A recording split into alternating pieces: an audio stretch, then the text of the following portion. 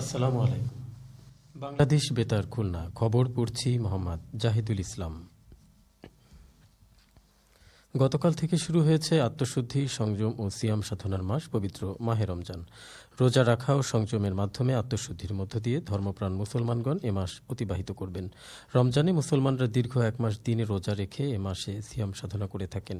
এই মাস সকলের জন্য আল্লাহর নৈকট্য অর্জন এবং তার দয়া, রহমত ও ক্ষমা লাভের অনন্য সুযোগ এনে দেয়। এ পবিত্র মাসে মহানবী হজরত মোহাম্মদ সাল্লাহু আলহিহাসাল্লামের উপর পবিত্র কুরআনুল মাজিদ নাজিল হয়। এছাড়া মহানবী সাল্লাহু আলহিহাসাল্লাম মহান আল্লাহ তাআলার কাছ থেকে তার প্রিয় উম্মতের জন্য বেশ কিছু নির্দেশনা লাভ করেন। এসব কারণে রমজান মাস মুসলমানদের জন্য বিশেষ তাৎপর্যপূর্ণ ও ফজিলতময়। প্রধানমন্ত্রী তারেক রহমান পবিত্র রমজান উপলক্ষে পৃথক বাণীতে দেশবাসী ও সারা বিশ্বের মুসলমানদের শুভেচ্ছা জানান। এদিকে পবিত্র রমজান মাসের জন্য সরকারি ও আধা সরকারি এবং স্বায়ত্তশাসিত ও আধা স্বায়ত্তশাসিত প্রতিষ্ঠানসমূহের জন্য রবিবার থেকে বৃহস্পতিবার সকাল ৯টা থেকে বিকেল ৩:৩০ পর্যন্ত অফিস সময়সূচি নির্ধারণ করা হয়েছে। অফিস চলাকালে জোহরের নামাজের জন্য দুপুর ১টা ১৫ থেকে পরবর্তী ১৫ মিনিট বিরতি থাকবে। তবে ব্যাংক, বিমা, অন্যান্য আর্থিক প্রতিষ্ঠান, ডাক, রেলওয়ে, হাসপাতাল ও রাষ্ট্রায়ত্ত শিক্ষা প্রতিষ্ঠান, কলকারখানা এবং অন্যান্য জরুরি সেবা প্রদানকারী প্রতিষ্ঠানসমূহ তাদের নিজস্ব সময়সূচি অনুযায়ী পরিচালিত হবে। হাইকোর্ট এবং অন্যান্য আদালতসমূহের সময়সূচি সুপ্রিম কোর্ট নির্ধারণ করবে। Feedback for academic programme self assessment শীর্ষক এক কর্মশালা গতকাল খুলনা বিশ্ববিদ্যালয়ের সাংবাদিক লিয়াকত আলী মিলনায়তনে অনুষ্ঠিত হয়। বিশ্ববিদ্যালয়ের উপাচার্য প্রফেসর ড মোহাম্মদ রেজাউল করিম এতে প্রধান অতিথি ছিলেন। এই উপলক্ষে বক্তৃতায় তিনি বলেন, বিশ্ববিদ্যালয়ের বিভিন্ন সাবজেক্টের অ্যাক্রেডিটেশন অর্জনের লক্ষ্যে নানামুখী কার্যক্রম বাস্তবায়ন করা হচ্ছে। সেলফ অ্যাসেসমেন্ট তার একটি অংশ। এ প্রক্রিয়ায় সংশ্লিষ্টদের ফিডব্যাক অত্যন্ত গুরুত্বপূর্ণ। ডিসিপ্লিনের প্রধান প্রফেসর ড মোহাম্মদ মুরসালিন বিল্লার সভাপতিত্বে জীববিজ্ঞান স্কুলের ডিন প্রফেসর ড মোহাম্মদ গোলাম হোসেন, সংশ্লিষ্ট ডিসিপ্লিনের শিক্ষক, শিক্ষার্থী ও কর্মকর্তা কর্মচারীরা এ সময় উপস্থিত ছিলেন। পবিত্র মাহে রমজান উপলক্ষে নিত্যপণ্যের দাম সহনীয় পর্যায়ে রাখতে সাতক্ষীরায় সুলভ মূল্যে টিসিবির পণ্য বিক্রয় কার্যক্রম শুরু হয়েছে। রমজানের প্রথম দিনেই সাতক্ষীরা শহরের শহীদ আব্দুর রাজ্জাক পার্কে এই কার্যক্রমের উদ্বোধন করা হয়।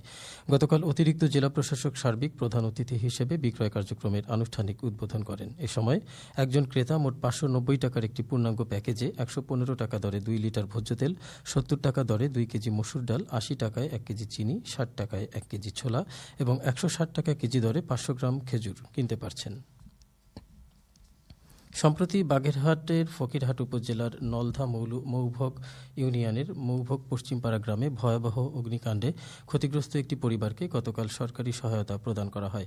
এ সময় ক্ষতিগ্রস্ত পরিবারকে ৩ বান ঢেউটিন, ৯,০০০ টাকার চেক ও শুকনো খাবার দেওয়া হয়। উপজেলা নির্বাহী কর্মকর্তা সুমনা আইরিন, উপজেলা প্রকল্প বাস্তবায়ন কর্মকর্তা ইমরুল কায়েস ও মহিলা বিষয়ক কর্মকর্তা তাহিরা খাতুন সহ সংশ্লিষ্টরা এ সময় উপস্থিত ছিলেন। উপজেলা প্রশাসন ও উপজেলা প্রকল্প বাস্তবায়ন কার্যালয়ের উদ্যোগে এসব সহায়তা প্রদান করা হয়।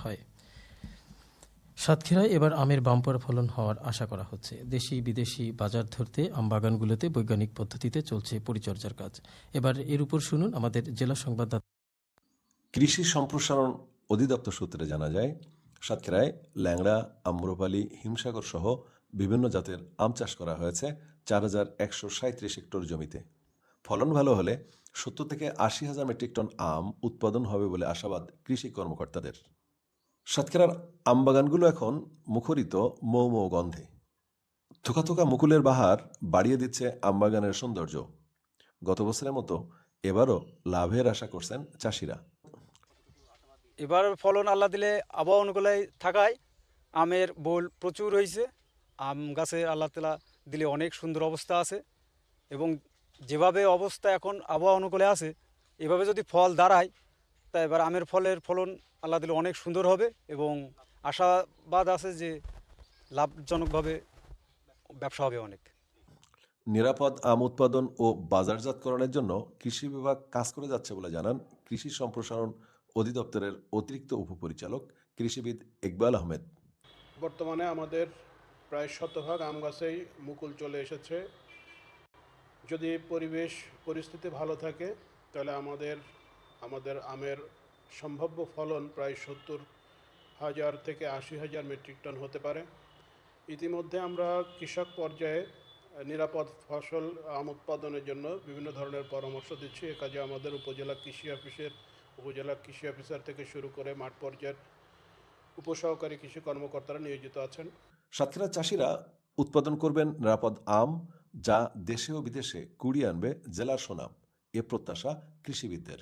সাতক্ষীরা থেকে আবুল কাশেম, বাংলাদেশ বেতার, খুলনা।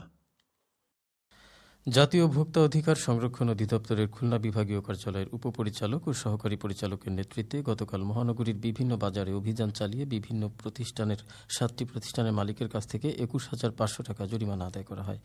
এদিকে একটি ভ্রাম্যমাণ আদালত গতকাল সাতক্ষীরা শহরের সঙ্গীতার মোড়ে অভিযান চালিয়ে নোংরা পরিবেশে খাবার তৈরির অপরাধে 2টি প্রতিষ্ঠানের মালিকের কাছ থেকে 20,000 টাকা জরিমানা আদায় করেছে। জেলা প্রশাসনের নির্বাহী ম্যাজিস্ট্রেট এ আদালত পরিচালনা করেন। এছাড়া অপর একটি আদালত গতকাল চুয়াডাঙ্গার আলমডাঙ্গা উপজেলা বাজারে অভিযান চালিয়ে বিভিন্ন অনিয়মের অভিযোগে 5 জনের কাছ থেকে 22,000 টাকা জরিমানা আদায় করেছে। উপজেলা সহকারী কমিশনার ভূমি এ আদালত পরিচালনা করেন। অপরদিকে যশোরের শার্শা উপজেলা সহকারী কমিশনার ভূমির নেতৃত্বে গতকাল বেনাপুল বাজারে অভিযান চালিয়ে বিভিন্ন অভিযোগে এক ব্যবসায়ীর কাছ থেকে 5,000 টাকা জরিমানা আদায় করা হয়।